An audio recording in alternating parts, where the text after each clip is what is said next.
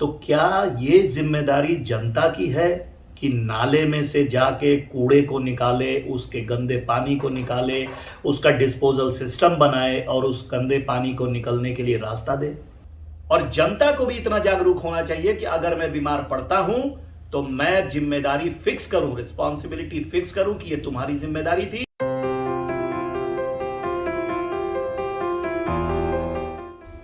एक एग्जाम्पल के लिए स्वच्छता अभियान एक प्रोग्राम सरकार चला रही है,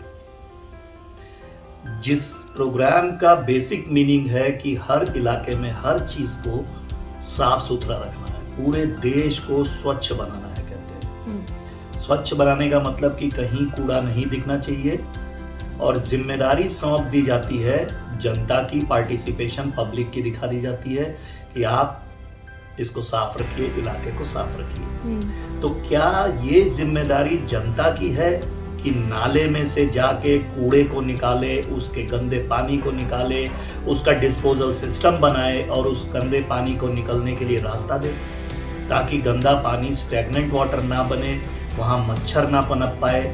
क्या ये जिम्मेदारी जनता की है?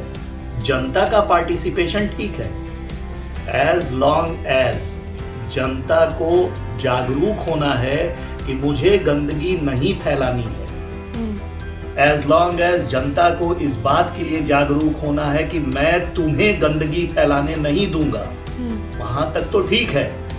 लेकिन जो मिनिमल वेस्ट, जो एक स्टैंडर्ड वेस्ट आदमी के घरों से निकल रहा, उसका डिस्पोजल करना क्या जनता और पब्लिक के, इंडिविजुअल्स के हाथ में है? It is a combined society waste when it comes out from the house. घर से निकला, उस घर से निकला, तीसरे घर से निकला, ऐसे 10 घरों से निकला, एक मोहल्ले से निकला, और एक जगह जाके कलेक्टिव एक जगह कलेक्ट हो जाता है एक सीवर लाइन के थ्रू। तो वो जो गंदगी है वो किसी का पर्सनल वेस्ट नहीं है, it is a municipal waste.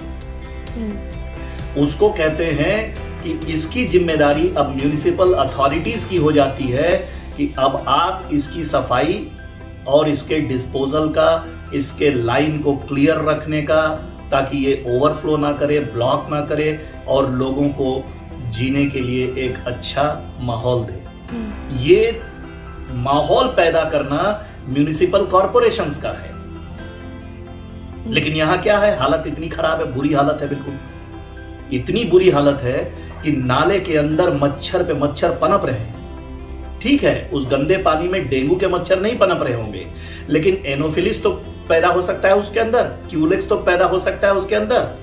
ये मच्छर अगर पैदा हो रहे हैं तो आपको मलेरिया तो करेगा ही करेगा। ये मच्छर अगर पैदा हो रहे हैं तो और दूसरी बीमारियां तो करेगा।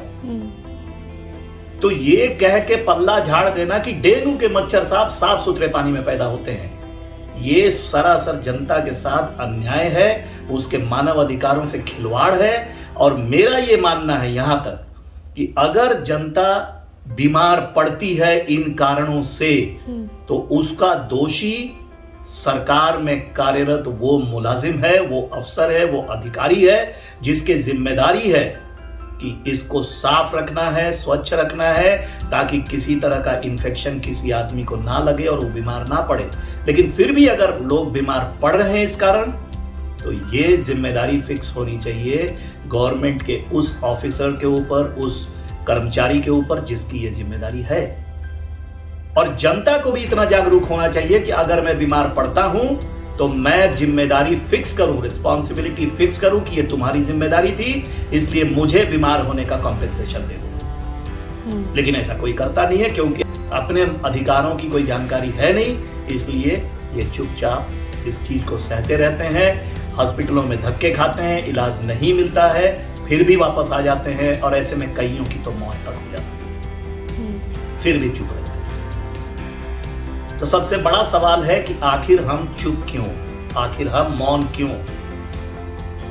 सरकार को इनकम टैक्स ना दो तो तुरंत आप पर कार्रवाई हो जाती है, लेकिन इनकम टैक्स लेने के बाद जो सुविधा आपको दी जानी चाहिए आप तक पहुंचती ही नहीं है, आप मौन, आप पूछने वाले कोई नहीं। तो इस पर आपको गौर से सोचना होगा और बार बार सोचना होगा, एक बार नहीं 1000 बार सोचना होगा कि क्या आपके चुप रहने से ये सारी सुविधाएं आपको मिलने लग जाएंगी? बिल्कुल नहीं। बच्चा भी जब रोता है तभी उसको मां दूध पिलाती है।